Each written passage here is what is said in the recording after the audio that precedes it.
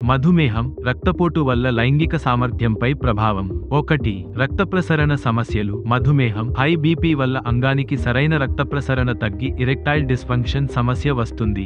అధిక రక్తపోటు రక్తనాళాలను క్షీణించబట్టి అంగంగట్టితనం పొందేందుకు అవసరమైన రక్త ప్రవాహాన్ని తగ్గిస్తుంది. 2.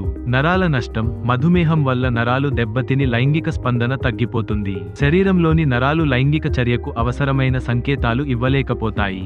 3. హార్మోన్ల అసమతుల్యత.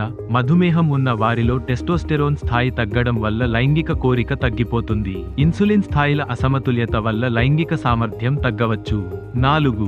మందుల ప్రభావం. రక్తపోటు, మధుమేహం నియంత్రణకు వాడే కొన్ని మందులు లైంగిక సామర్థ్యాన్ని తగ్గించవచ్చు.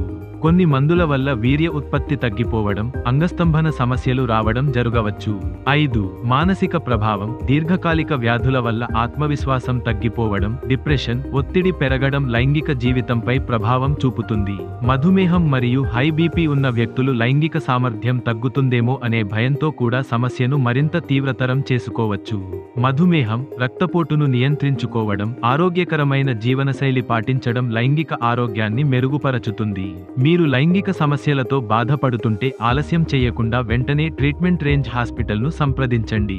మరింత సమాచారం కోసం సంప్రదించండి 9888193334 KPHB, హైదరాబాద్.